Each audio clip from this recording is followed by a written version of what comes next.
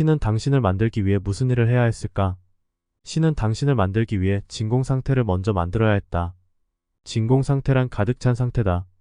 그게 무슨 말일까? 진공 상태는 비어있는 상태가 아니다. 흔히 비어있는 상태 혹은 무의 상태로 알기 쉽지만 진공은 가상의 입자가 끊임없이 생성하고 소멸하는 상태다.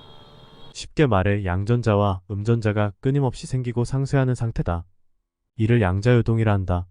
수많은 플러스와 마이너스가 생겨나고 서로를 소멸시키며 0으로 반환하는 상태다. 평온하고 정지해 있는 것처럼 보이지만 사실상 무한에 가까운 플러스와 마이너스가 만들어지고 서로 소멸하며 요동치는 역동의 상태다. 0은 그런 의미에서 굉장한 에너지가 있다. 0이 최초에 발견될 때 인도 수학자들은 그것에 없다의 의미를 부여하지 않았다. 그들은 0이 무한한 양수와 음수의 집합이며 모든 것이 중첩되고 상쇄하는 완전한 상태로 봤다. 다시 말해 0은 없음이 아니라 오히려 없음의 반대다. 아무튼 이렇게 진공의 상태가 만들어지면 그 안은 에너지가 거의 무한이다.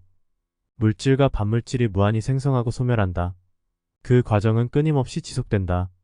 그러다 어떤 이유에서든 물질이 반물질보다 더 많이 남는 상태가 되는데 이 미세한 비대칭 때문에 우주의 물질로 가득 차게 된다.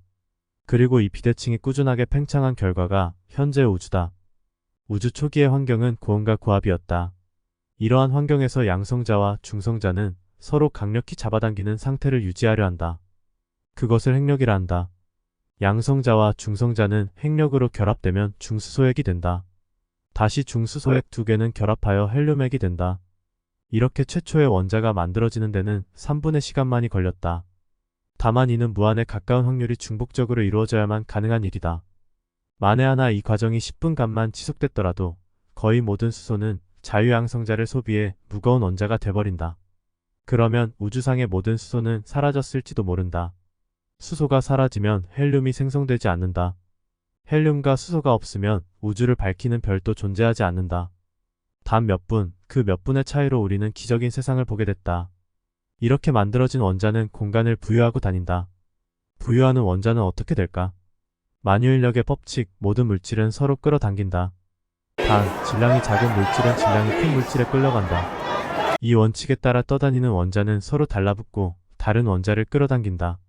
이렇게 덩어리된 원자는 다시 공간을 부유하고 다른 원자를 더 끌어당기며 몸집을 더 키운다. 질량이 커지면 더 큰 중력을 갖게 된다.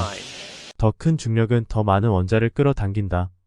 이렇게 뭉쳐진 원자 덩어리가 모여 압력과 열이 생기면 핵융합의 새로운 조건이 탄생한다. 원자는 이렇게 만들어진 조건 아래서 수소가 헬륨으로, 헬륨이 탄소로 바뀌고 여기에 추가적인 핵융합이 일어나며 산소, 질소, 마그네슘 등으로 점점 더 무거운 원소로 결합된다. 융합이 끊임없이 일어나며 점점 무거운 원자가 되던 덩어리는 결국 더 이상 결합할 수 없는 최대치까지 몸집이 커진다. 그 덩어리가 바로 원자철이다.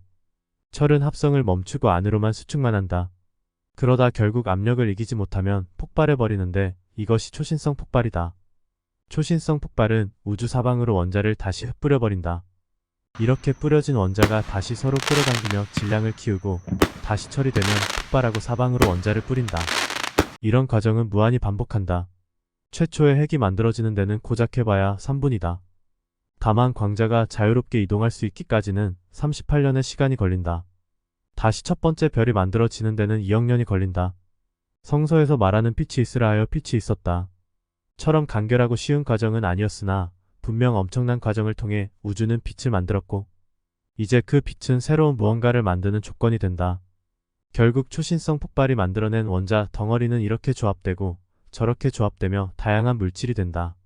결국 우리가 별에서 왔다는 말은 틀린 말은 아니다. 우주 탄생 138억 년 동안 이런 무한한 반복은 꾸준해왔다. 개중 은하와 별, 행성이 만들어진다. 우리 은하에서도 비슷한 일이 있었다. 우리 은하에는 대략 1천억에서 4천억 개의 별이 있는 걸로 추정된다. 게다가 은하의 개수는 대략 2조 개쯤 있다. 다시 말해서 우주에 있는 별의 개수는 최소 10의 24제곱 정도 된다. 거의 1경계 이상이라고 볼 수 있다. 이 엄청난 숫자가 모두 생명체가 살 수 있는 환경은 아니다. 운 좋게도 이렇게 수많은 환경 중 한 곳에서 기회를 얻을 수 있었다. 대략 10억 년쯤 전에 우리 은하의 변두리의 수소와 헬륨으로 구성된 백열, 플라즈마의 완전 구체가 형성된다. 이 구체는 자기장을 가지고 있고 25일마다 자전을 하며 표면 온도는 6000도에 가깝다. 그 내부 온도는 100만 도도 넘는다. 이 엄청난 가스 덩어리는 거대한 중력을 만든다. 이 과정에서 원시 행성계 성운이 질서정연해지고 투명해진다. 태양과 가까운 쪽은 점점 더 무거운 원소들이 풍부해진다.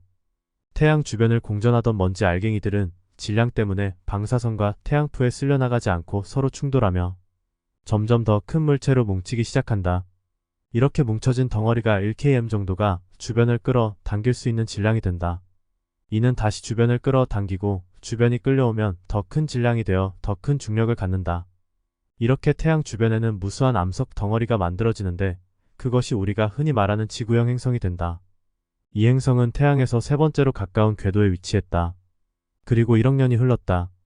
그러다가 예상치 못한 일이 벌어진다. 현재 화성의 질량과 같은 행성이 이 행성과 충돌하는 것이다.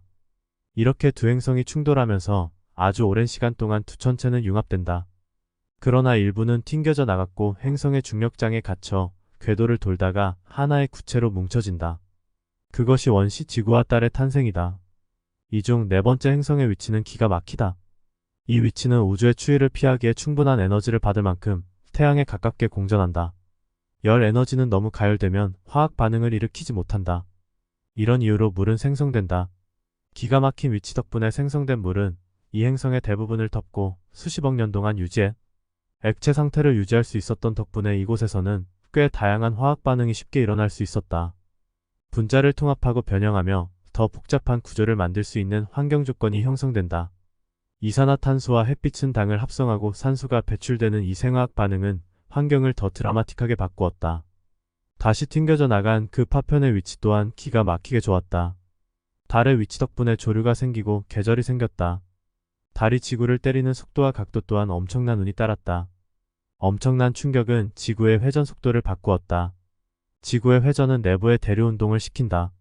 고로 철과 니켈로 구성된 액체 금속이 지구 내부에서 열에 의해 대류 운동을 하고 그로 인해 행성을 감싸는 얇은 자기장이 발생한다. 이는 우주 방사선으로부터 지구를 보호한다. 이제 원시 지구에는 탄소, 수소, 질소, 산소, 인, 황 등의 유기분자가 풍부하게 존재할 수 있게 됐다. 여기서 일산화탄소와 암모니아, 포름알데히드를 아미노산, 지질, 다당류, 핵산으로 변형시키는 화학 반응이 일어나고 이 단백질은 정보를 조직화하여 최초의 DNA 구조를 만들어낸다. 이 우연은 또 다른 우연과 겹치며 엄청난 행운을 만든다. 바로 태양계에서 다섯 번째 암석 행성이 형성되지 못한 것이다. 덕분에 지구를 구성할 수 있는 재료는 더욱 풍부해졌다. 또한 그 지구 밖으로 목성이라는 실패한 별이 만들어진다. 이 목성은 워낙 거대해서 그 중력이 엄청나다. 이 거대 가스 덩어리는 자신의 질량으로 지구를 향해 다가오는 소행성과 해성의 공류를 변화시킨다. 실제로 목성은 그 거대한 몸체 때문에 소행성들을 우주 공간으로 밀어냈다. 다시 지구로 돌아와서 35억 년 전 바닷물의 보호 아래 자외선 공격을 피할 수 있었던 최초의 생물학적 구조가 안전하게 진화하기 시작했다. 아주 작은 조류인 단세포 원핵생물에서 다세포로 분화해간다. 대략 3억 년 전에는 지구가 거대한 온실효과로 인해 온난화를 겪었다. 이때 엄청나게 많은 생명체가 폭발적으로 등장한다. 이를 캄브리아기라고 한다. 다시 6,500만 년 전에는 커다란 운석이 지구를 충돌하며 먼지 구름이 형성된다. 이는 지구 기온을 변화시키고 갑작스러운 기온 하락의 공룡 등 다양한 종들이 멸종한다. 이 과정에서 비교적 크기가 작은 포유류가 살아남으며 뜻밖의 기회를 얻는다. 다시 수백만 년 전에는 아프리카의 급격한 기온 차이로 숲을 잃어버린 원숭이가 먹을 것을 찾아다니기 위해 나무에서 내려온다. 그리고 넓어진 들판을 이동하기 시작한다. 넓은 지역을 오랫동안 걷기에는 털이 없는 편이 훨씬 더 유리했다. 털 없는 원숭이는 열을 배출하기 쉬워 더 많이 걸을 수 있었다. 털이 없어진 원숭이가 직립보행을 시작한 것도 그쯤이다. 직립보행으로 자유로워진 두 손은 도구를 사용하기 편했다. 또한 소모하는 열량이 높아진 탓에 육식을 시작한다. 초식을 하던 털 없는 원숭이가 육식과 사냥을 하고 도구를 사용하면서 그리고 우연히 불을 발견하여 고기를 구워 먹을 수 있게 되면서 그 뇌구조는 파격적으로 성장한다. 우연은 우연을 불러일으키고 다시 그 우연이 우연을 불러일으킬 때 모든 확률은 제곱으로 커진다. 과연 우리가 이 글을 볼 수 있었던 확률은 얼마나 될까? 이것이 기적이 아니면 무엇이 기적이 될 수 있을까?